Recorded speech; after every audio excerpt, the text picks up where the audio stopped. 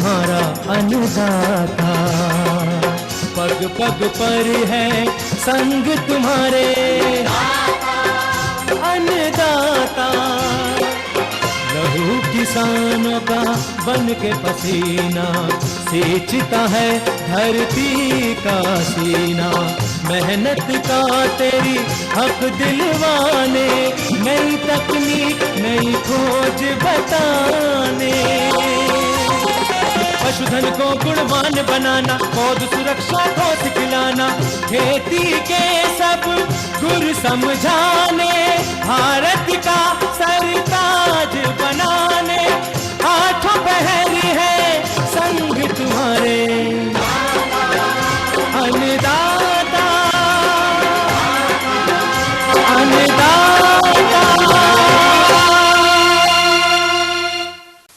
नमस्कार, मैं हूं कात्यायनी चतुर्वेदी और आप सभी दर्शकों का अन्नदाता कार्यक्रम में बहुत स्वागत करती हूं। हर रोज की तरह कार्यक्रम में हम लेकर आते हैं खेती बाड़ी से जुड़ी हुई बहुत सारी लाभकारी जानकारियां। तो फिर चलिए सबसे पहले देखते हैं क्या है विशेष आपके लिए आज के कार्यक्रम में। बरसात के मौसम में बकरियों की देखभाल कैसे करें, अच्छे उत्पादन के लिए फ्रेंच बीन्स में किए जाने वाले महत्वपूर्ण कार्य, अधिक अंडा उत्पादन के लिए कैसे करें लेयर पोल्ट्री व्यवस्थापन,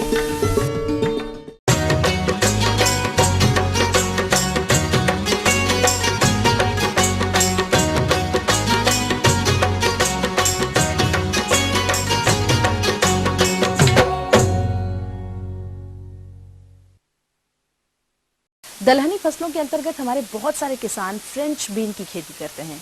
हिमाचल प्रदेश के जिला सोलन के किसान संदीप कुमार ने आजकल अपने खेतों में फ्रेंच बीन की फसल लगा रखी है और इस फसल से अच्छा उत्पादन लेने के लिए उन्होंने अपनी फसल में कौन-कौन से महत्वपूर्ण कार्यों को किया है, आइए जानते हैं। किसान भाइयों, आज फिर से हम एक और प्रगतिशील किसान के साथ इस समय मौजूद हैं उनके खेतों में। आइए सबसे पहले नाम जानते हैं। सर, आपका नाम?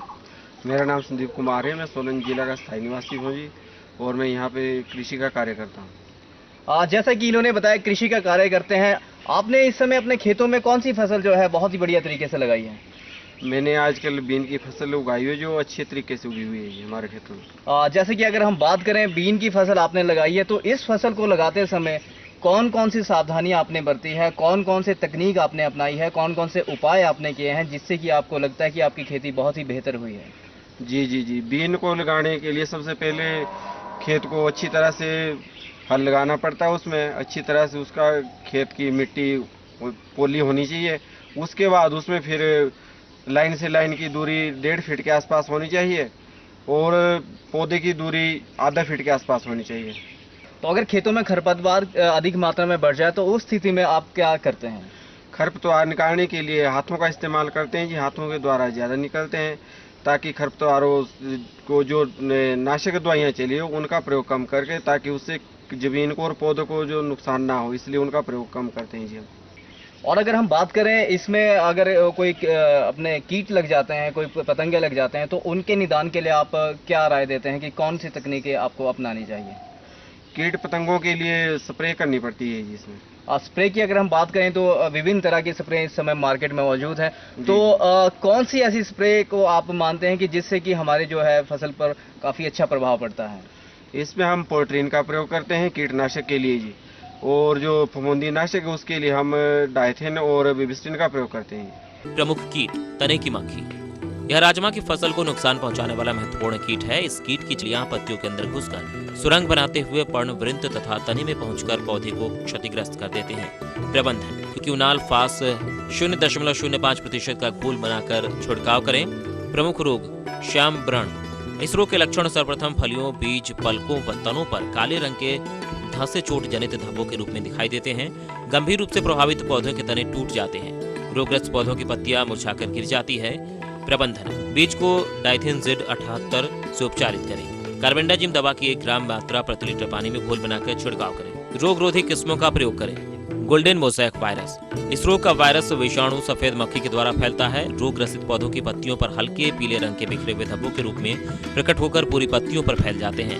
पत्तियों में हरित लवक आंशिक रूप से या पूर्णतः नष्ट हो जाते हैं। प्रबंधन: सफेद मक्खी को नियंत्रित करने के लिए मोनोक्रोटोफास या मेटासिस्टाक्स दवा की 1.5 से 2 मिलीलीटर मात्रा प्रति लीटर पानी में या इमिडाक्लोरोपीड दवा की 3 मिलीलीटर मात्रा प्रति 10 लीटर पानी में घोल बनाकर छिड़काव करें। रोग ग्रसित पौधों को नष्ट कर दें।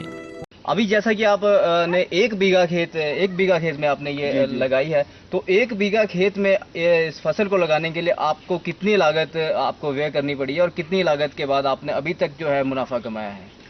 इसमें जी लागत का हमारा हिसाब किताब देखा जाए तो अपना दिहाड़ी लगा के और जो सीड वगैरह खरीदे, जो दवाइयाँ खरीदी है हमने, उसमें लगभग 7-8 हज़ार के आसपास खर्चा आ चुका है और इसमें मुनाफा लगभग 40-50 हज़ार के आसपास हो जाएगा जी। इसकी तुड़ाई जब देखो इसकी फली पूरी तैयार हो जाए वही फली तोड़ें किसान भाई, जो फली तैयार ना हो उसको ना तोड़े, ताकि जो है वो मार्केट में कच्चा माल ना जाए, सही माल आगे जाए, तो उससे जो खाने वाले उनको भी मुनाफिर होगा और जो अपना है उसका भी सही रेट और दाम प्राप्त होगा। कुल मिला के अगर हम आपसे बात करें तो आपने 5 से 10 हज़ार रुपये की लागत से इस जो खेत है, 1 बीघा खेत है, उसमें आपने 50 हज़ार रुपये का मुनाफा जो है कमाना शुरू कर दिया है।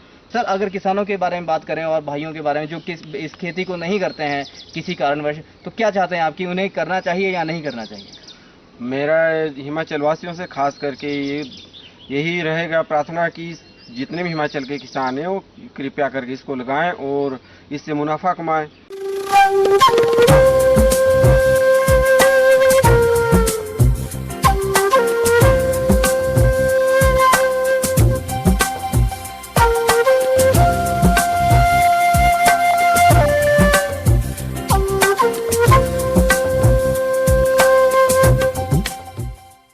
तो मौसम के अनुसार प्रबंधनों पर टिकी हुई है आपकी खेती बाड़ी, और इसीलिए मौसम पूर्वानुमान और उस पर आधारित साप्ताहिक कृषि सलाह इस प्रकार है। मौसम पूर्वानुमान के आधार पर प्रदेश के किसानों को सलाह दी जाती है कि वर्षा न होने के मद्देनजर फसलों में सिंचाई प्रबंध पर ध्यान दें।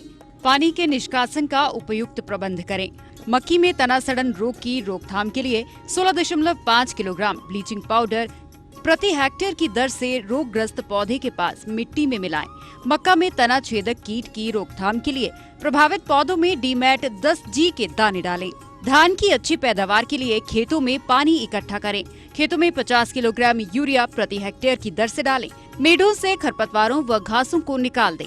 धान में पत्ता लपेटक कीट का अधिक प्रकोप होने पर फसल में 150 मिलीलीटर क्लोरोपैरिफॉस 20 EC प्रति 60 लीटर पानी प्रति बीघा क्षेत्र के हिसाब से छिड़काव करें। धान में झुलसा रोग की रोकथाम के लिए बाइटॉक्स 50 या बैविस्टीन 50 WP का छिड़काव करें।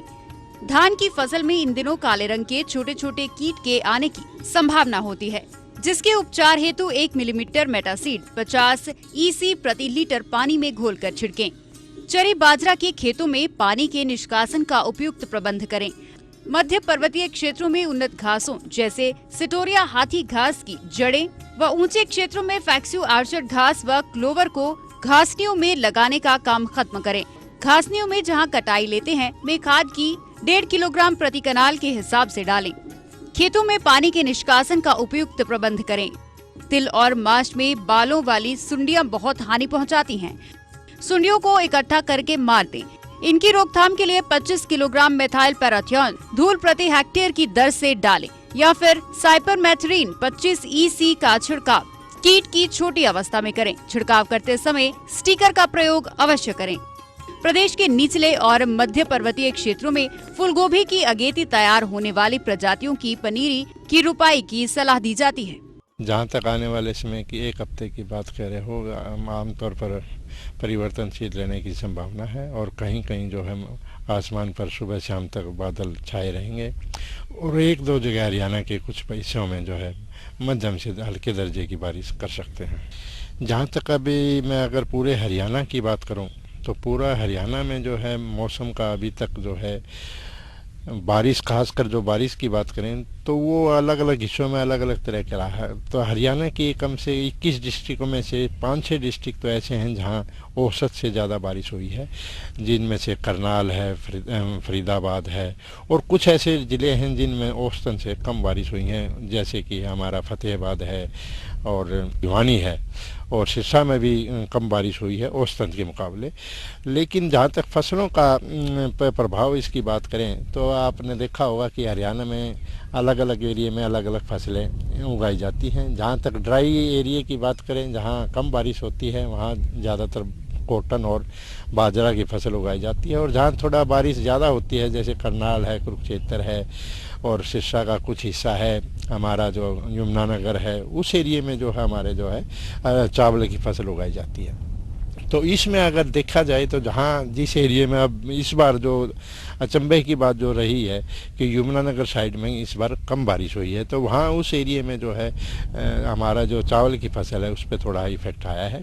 और दूसरे जो हमारे बरानी एरिया है, जैसे भिवानी का है, फतेहाबाद का है, कुछ एरिया है, कुछ हमारा महेंद्रगढ़ और रेवाड़ी साइड का है, जहाँ हम कॉटन या बाजरा उगाते हैं, वहाँ उन फसलों पे भी असर पड़ा है। और जहाँ तक बात रही कीट की, जहाँ तक कई इलाकों में, जैसे कि हिसार में अगर बात करें तो सफ़ेद मक्खी का जो है कपास पे बहुत बड़ा इफेक्ट रहा है। लेकिन पिछले हफ्ते जो थोड़ी सी बारिश हुई थी, उससे सफ़ेद मक्खी में कुछ एरियो में जो है थोड़ा राहत भी मिली है। किसान भाइयों के लिए तो यही सलाह है कि हमारे कई इलाकों में, जैसे कि भाई मैं बात कर रहा था कि कॉटन में सफ़ेद मक्खी का है, या ग्वार में फफूंदी थोड़ी सी लगी है, या और किसी फसल में अगर कोई बीमारी है या कोई कीट आया है, तो हमारे विशेषज्ञ द्वारा, हरियाणा कृषि विश्वविद्यालय के विशेषज्ञों द्वारा, चाहे वो प्लांट पैथोलॉजी के हों, चाहे वो कीट विभाग के हों, उनके द्वारा सलाह दी गई के अनुसार ही छिड़काव करें और अपनी फसलों को बताएं कि। तो ये थी कुछ उपयोगी जानकारियां। अब लेते हैं एक बहुत छोटा सा ब्रेक, जल्द लौटेंगे और कार्यक्रम में आगे है महत्वपूर्ण जानकारियां। बने रहिए हमारे साथ।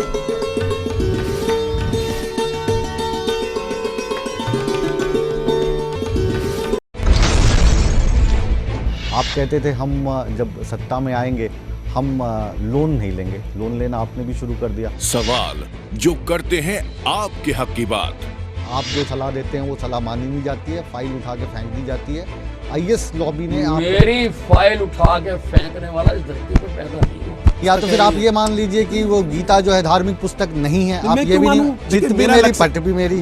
बात चाहे सियासत की हो या आपके सरोकार की, आप में ऐसी कौन सी कमी थी कि मुख्यमंत्री नहीं बन सकते थे? आपसे जुड़े हर सवाल का हम मांगेंगे जवाब।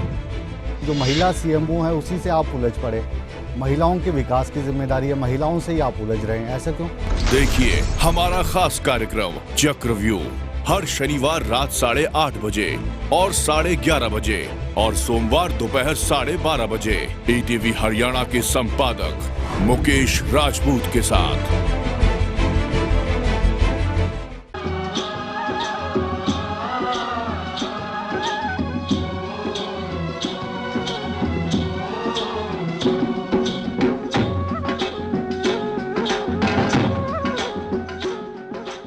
ब्रेक के बाद आपका एक बार फिर से बहुत स्वागत है अन्नदाता कार्यक्रम में।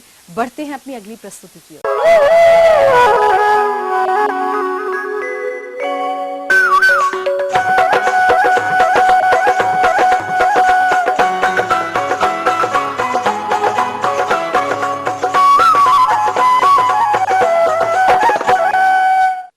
किसान भाइयों, अपने हरियाणा प्रदेश में कुक्कुट पालन के अंतर्गत व्यावसायिक रूप से जिन भी किसानों ने अंडा देने वाली मुर्गियों का पालन किया हुआ है, वो अपनी मुर्गियों का आहार प्रबंधन कैसे करें जिससे मुर्गियों के उत्तम स्वास्थ्य के साथ साथ उनसे अधिक से अधिक लाभ भी लिया जा सके। इस विषय पर तकनीकी जानकारी आज हम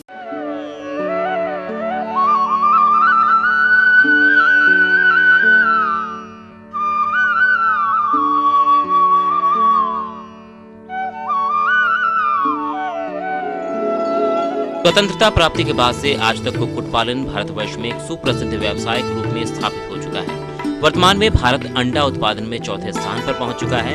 ये स्थिति वैज्ञानिकों के कठिन परिश्रम, उचित पोषण प्रबंधन तथा अच्छी प्रजाति के चूजों के कारण ही संभव हुई है। जैसे जैसे उत्पादन स्तर में वृद्धि हुई है, कुक्कुटों की संवेदनशीलता में भी बढ़ोतरी हुई है। अतः व्यवसाय प्रारंभ करने से पूर्व महत्वपूर्ण एवं मूलभूत आवश्यकताओं को दृष्टिगत रखना आवश्यक है।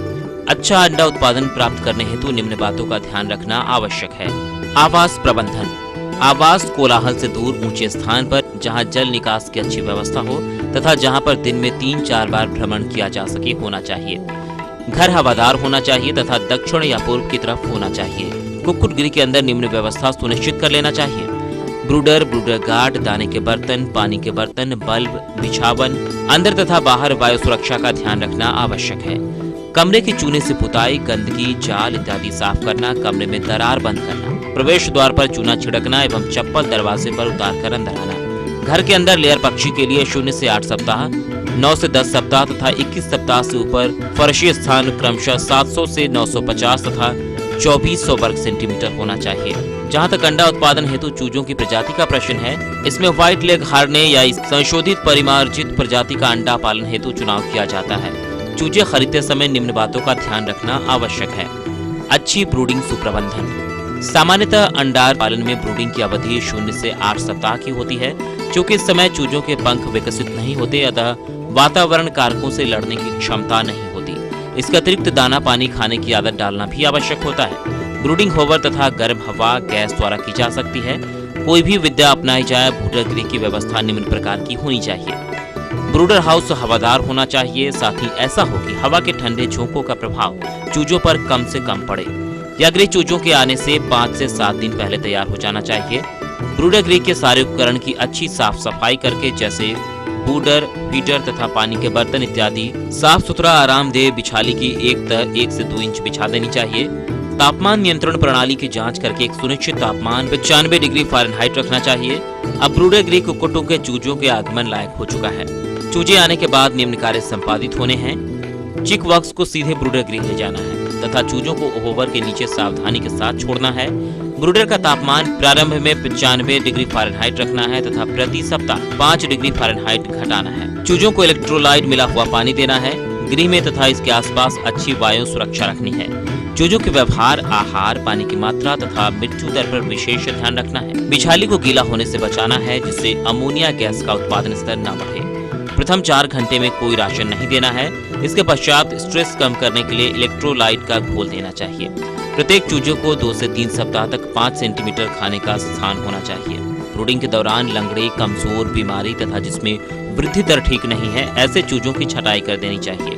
0 से 8 सप्ताह तक सफल ब्रूडिंग के पश्चात चूजों को ग्रोवर गृह में स्थानांतरित करते हैं। ब्रूडिंग के पश्चात से लैंगिक परिपक्वता के मध्य का समय ग्रोइंग पीरियड कहलाता है। वर्धक चूजों के लालन पालन में निम्न बातों का ध्यान रखना आवश्यक है। इस दौरान प्रति कुक्कुट 3 इंच खाने का स्थान, 25 से 30 मुर्गियों के लिए 18 इंच व्यास वाला लटकने वाला दाने का बर्तन होना चाहिए।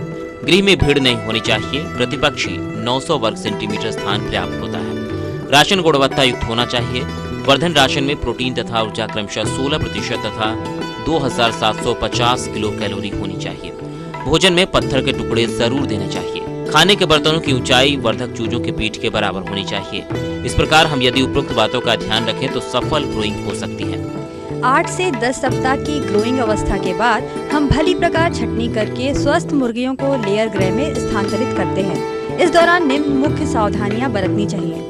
लेयर गृह में दीवार के सहारे घोंसले 40 गुणा 30 गुणा 25 घन सेंटीमीटर निर्मित कर लेने चाहिए। ऐसा एक घोंसला 5 मुर्गियों के लिए पर्याप्त होता है। लेयर गृह में करीब 18 घंटे नियमित प्रकाश व्यवस्था होनी चाहिए, जिससे अंडा उत्पादन बराबर होता रहे। लाइट इतनी हो कि अखबार पढ़ा जा सके। नर पक्षियों को 1 सप्ताह पहले स्थानांतरित कर लेना चाहिए। लेयर मुर्गियों को लेयर राशन देना चाहिए, जिसमें प्रोटीन तथा ऊर्जा क्रमशः 15% तथा 28 किलो कैलोरी होनी चाहिए। दाने का बर्तन उचित आकार का बर्तन एक बार में आधे से अधिक ना भरे। ठंडी में दाने की खपत गर्मी से ज्यादा होती है। गर्मी में पानी पीने के बर्तनों की संख्या बढ़ा देनी चाहिए।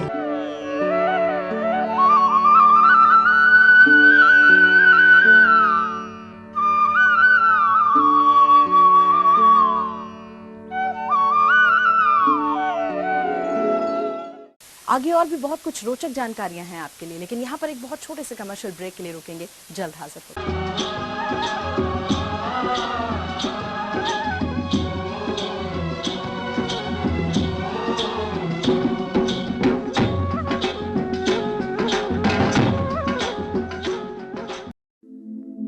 दुनिया के नक्शे पर यह है इंडिया मेरी जान।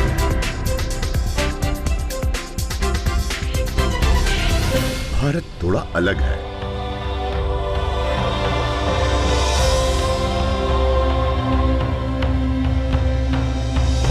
देखा आपने, इतना सा भी छूट जाए तो सच अधूरा रह जाता है। बदलते भारत का पूरा सच, राष्ट्रीय समाचार। हर रोज सुबह 8 और दोपहर 2 बजे।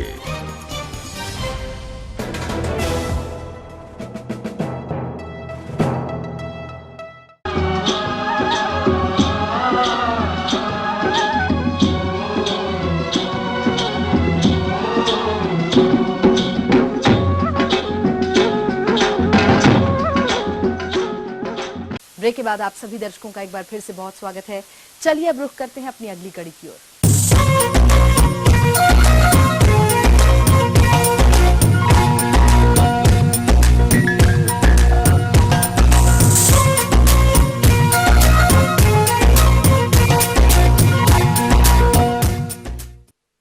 हमारे राज्य के लघु और सीमांत किसान कृषि के साथ साथ सह व्यवसाय के रूप में बकरी पालन भी करते हैं, लेकिन इससे अधिक लाभ तभी संभव है जब इनकी देखभाल मौसम के अनुसार की जाए।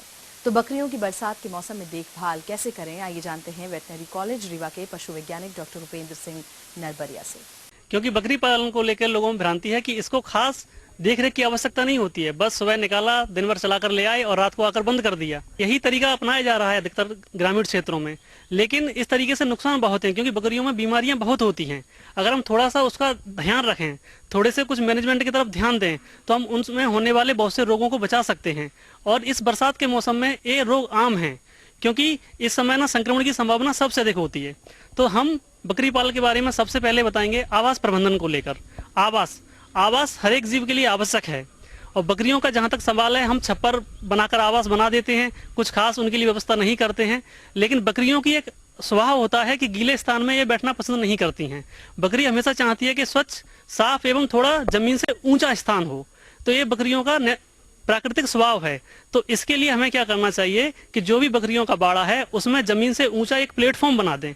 जो लकड़ियां अवेलेबल हैं उन लकड़ियों को अरेंज करके थोड़ा सा प्लेटफॉर्म नुमा स्ट्रक्चर तैयार करें और उस पर बकरी बड़े आराम से बैठेगी। और थोड़ा बेडिंग प्रोवाइड करने के लिए, बिछावन प्रोवाइड करने के लिए, बिछावन देने के लिए हम कुछ घास फूस या फिर पुआल या फिर भूसा उसमें दे सकते हैं। इससे जो हमारा जो आवास है, जो बिछावन है वो थोड़ा मुलायम हो जाएगा और बकरियां आराम से उसमें रह पाएंगी। इसके बाद हम आते हैं खान पान व्यवस्था को लेकर। हम सामान्यतः क्या करते हैं, बकरियों को छोड़ देते हैं, चर के लौट आती हैं। लेकिन बरसात के मौसम में बरसात होने के कारण जो घास होती है वो बहुत गीली होती है। तो इससे क्या होता है, बकरियां जो गीली घास को खाती हैं तो उनमें ना पेट फूलने वाली शिकायत देखने को मिलती है। तो इससे बचाने के लिए हमें क्या करना चाहिए कि तुरंत बरसात के बाद हम बकरियों को चराने ना ले जाएं। थोड़े 1-2 घंटे तक इंतजार करें, घास को सूख जाने दें, उसके बाद उनको चराने के लिए ले जाएं। और चराने के बाद कभी कभी हम क्या करते हैं कि पेड़ों की टहनियों को तोड़कर बकरियों को दे देते हैं खाने के लिए। तो बेहतर ये होगा कि बकरियों को हम जो टहनियां खिलाएं तो थोड़े ऊंचे स्थान पर लटका दें, तो वो अच्छे से खाएंगी और साथ ही साथ जो टहनियां हैं वो जमीन में गंदी नहीं होंगी। क्योंकि एक बार जो भी चारा गंदा हो गया जमीन में, बकरियां उसको खाना पसंद नहीं करती हैं। इसके बाद हम आते हैं स्वास्थ्य प्रबंधन के ऊपर, क्योंकि इस समय बरसात के सीजन में बीमारियां बहुत होती हैं। जैसे निमोनिया की बात करें, निमोनिया बहुत सामान्य सी बीमारी है, यह इंसानों में भी होता है, उसी तरह बकरियों में भी ये बहुत कॉमन है। और खासकर बच्चे इससे बहुत जल्दी से मर जाते हैं। तो हमें चाहिए कि जन्म के बाद बच्चों को ना गर्मी की व्यवस्था करें, क्योंकि ठंड लगने के कारण ये मृत्यु बहुत ज्यादा होती है। गर्मी की व्यवस्था करें, साथ ही साथ खीस, जो बकरी का दूध होता है, उसको हम तुरंत जितना जल्दी हो सके आधे घंटे 1 घंटे के भीतर उसको हम पिलाएं। इसके अलावा जिस स्थान में हमने बच्चों को रखा हुआ है वो स्थान एकदम साफ स्वच्छ होना चाहिए, जिससे कि संक्रमण की संभावना को कम किया जा सके। इसके अलावा नाल की कटिंग, जब हम नाल को काटते हैं तो नाल को काट कर उसको बांधकर टिंचर आयोडीन में डुबो दें, जिससे कि इस रास्ते से होने वाले संक्रमण को कम किया जा सके। इसके बाद बच्चों को नियमित रूप से दूध पिलाएं और धीमे धीमे दाना पानी उम्र के साथ उनको देते जाएं और साफ सफाई रखेंगे तो बच्चों की मृत्यु दर को कम किया जा सकता है। अब हम आते हैं दस्त जनरली क्या होता है, सामान्यतः बकरियां खूब सारा खा लेती हैं, गीली घास को खा लिया, पेट फूल गया, दस्त लग गया। इसके अलावा कभी कोई विषाणु जीवाणु का संक्रमण भी हो जाता है, इसके कारण भी दस्त लगते हैं। तो इस अवस्था में हमें क्या है, एंटीबायोटिक देनी पड़ती है। तो इसके लिए पशु चिकित्सक की सलाह आवश्यक है। और साथ ही साथ हमें ये ध्यान रखना होगा कि पानी और लवण की कमी न होने पाए, क्योंकि दस्त होने से क्या होता है, लवण और पानी शरीर से निकल जाता है। तो हम गांव के स्तर पर पानी में नमक और शक्कर मिलाकर एक घोल बार बार हम 2-3 घंटे के अंतराल पे पिला सकते हैं। इससे जो डिहाइड्रेशन है, जो पानी की कमी है, उस कमी को दूर किया जा सकता है। खुर पका एवं मुंह पका बीमारी, इस बीमारी में क्या होता है, मुंह के चारों तरफ और खुर के चारों तरफ फफोले पड़ जाते हैं, जिससे बकरियों को चलने में तकलीफ होती है, खाने में तकलीफ होती है। और इससे बचाने के लिए हमें क्या करना चाहिए, उस स्थान को स्वच्छ करके जो लाल दवा होती है, केमेनोफोर कहते हैं जिसको, पोटेशियम परमैंगनेट, इस लाल दवा का घोल बनाकर उस स्थान पर लगाना चाहिए। लगातार कुछ दिन तक ऐसा करने से वो घाव ठीक हो जाते हैं। और यही भी ध्यान रखना चाहिए कि जो संक्रमित बकरियां हैं जिनको ये बीमारी हुई है उसको स्वच्छ बकरियों से अलग रखें, नहीं तो ये बीमारी उनमें भी फैलने की संभावना रहती है।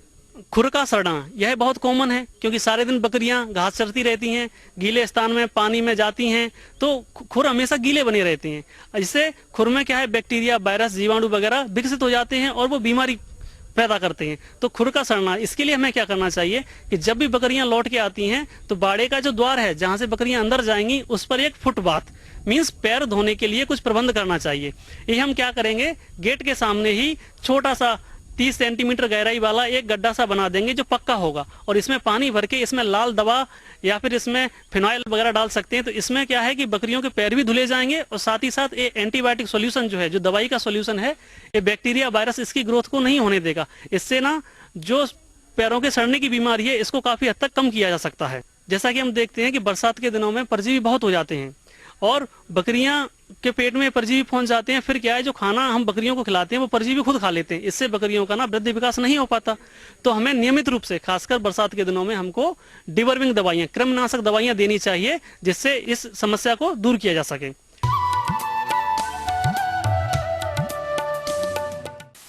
अन्नदाता हेल्पलाइन निशुल्क फोन संपर्क सेवा के माध्यम से आपके द्वारा पूछे गए प्रश्नों में से एक या दो महत्वपूर्ण प्रश्नों को हम अपने कार्यक्रम में शामिल करते हैं और इसी के तहत आज का चयनित प्रश्न और उसका जवाब इस प्रकार है। अभी किसान भाइयों में मिर्ची के लिए एक बहुत बड़ी समस्या उत्पन्न हो रही है जिसे हम माथा बंधा कहते हैं। किसान भाइयों, यह जो बीमारी है ये मुख्य रूप से सफ़ेद मच्छर या जो अपन थ्रिप्स कहते हैं उनके द्वारा इस बीमारी का संचारण होता है। मतलब ये कीड़े क्या करते हैं कि यह एक वायरल बीमारी है या वायरस जनित बीमारी है। जो सफ़ेद मच्छर और थ्रिप्स जो है ये इस बीमारी को एक पौधे से दूसरे पौधे में संक्रमित करते हैं और धीरे धीरे आप देखेंगे कि किसान भाइयों पहले कुछ पौधों में ये बीमारी थी, उसके बाद ये पूरा खेत में ये बीमारी फैल जाती है। तो इससे निजात पाने के लिए किसान भाइयों, जैसे ही इस बीमारी के लक्षण नज़र आवे उसी वक्त संक्रमित पौधे को आप उखाड़ देवें, नष्ट कर देवें और उसे फिर या जला देवें या फिर मेलाथियान 1 मिलीलीटर प्रति लीटर पानी के हिसाब से इसका छिड़काव करें। और जब ये बीमारी उग्र रूप ले लेती है या ज़्यादा इस बीमारी का संक्रमण हो जाता है उस वक्त किसान भाइयों डाइफेंथुरॉन या जिसे पेगासस के नाम से ये दवाई आती है, इस दवाई को 25 ग्राम को प्रति 15 लीटर पानी के अंदर मिलाकर अच्छी तरह से छिड़काव करने से ये इस बीमारी से अपने को निजात पाया जा सकता है। और आइए अब देखते हैं कल दिखाए जाने वाले कार्यक्रम की मुख्य झलकियां।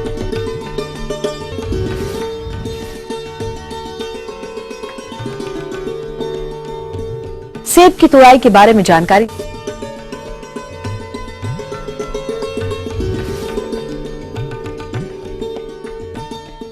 हम ये उम्मीद करते हैं कि आज का कार्यक्रम आप सभी दर्शकों के लिए बेहद उपयोगी रहा होगा। किसान भाई और अन्नदाता आपकी सेवा के लिए संकल्परत है और कृषि संबंधित समस्याएं, उन सुझावों के लिए आप हमें इस पते पर संपर्क भी कर सकते हैं और हमारा पता है प्रोड्यूसर अन्नदाता ETV Haryana Himachal Pradesh Ramoji film city Hyderabad 501512। साथ ही आप हमें ईमेल भी कर सकते हैं और हमारा ईमेल एड्रेस है annadaata.hr.hp@the-et.co.in। और इसके अतिरिक्त आप हमें निःशुल्क हेल्पलाइन नंबर 180010084599 पर सोमवार से शनिवार सुबह 10 बजे से शाम 4 बजे के बीच में संपर्क भी कर सकते हैं। फिलहाल अन्नदाता की पूरी टीम को दीजिए इजाजत। कल फिर इसी समय पर आपसे होगी मुलाकात कृषि संबंधित कुछ और रोचक जानकारियों के साथ। तब तक के लिए नमस्कार।